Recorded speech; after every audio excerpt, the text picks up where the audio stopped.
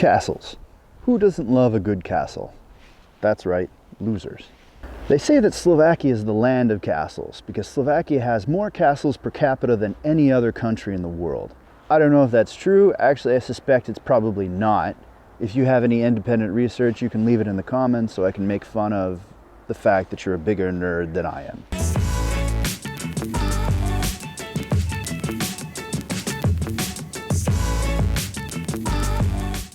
Regardless of who has more or less, Slovakia does in fact have a lot of castles. If I was to make castles the sole focus of this series, on my regular upload schedule, I could probably cover every castle in Slovakia in about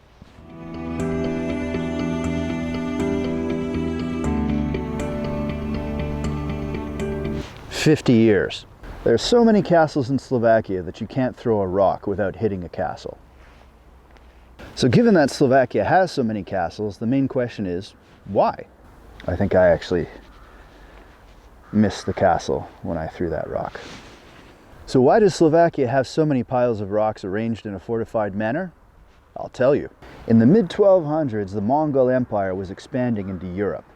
They had reached the eastern edge of what would become modern Slovakia, and people started to get a little bit freaked out, just because you either had to surrender or risk being enslaved by the Mongols. So, if you didn't want to surrender, you had to make sure that you didn't have to.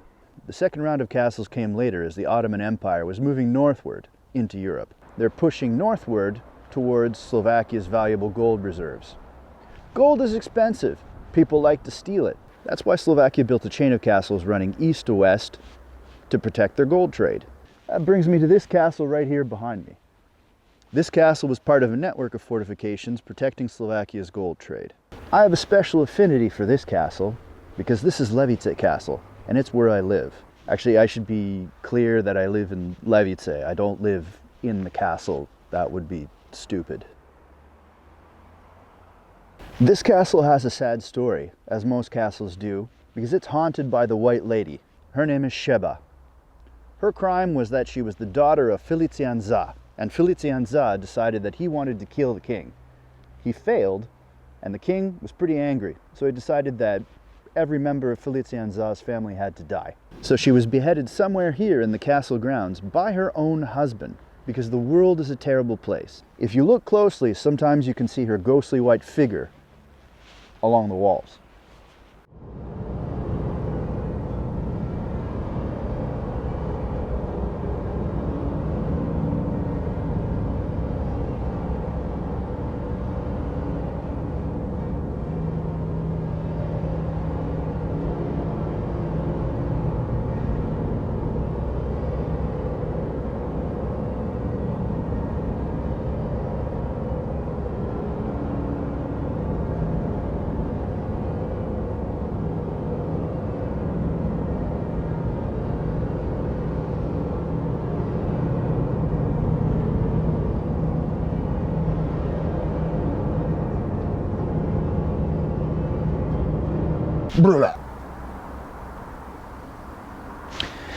If you'd like to see one of these many interesting castles or throw rocks at them, first you'll have to come to Slovakia.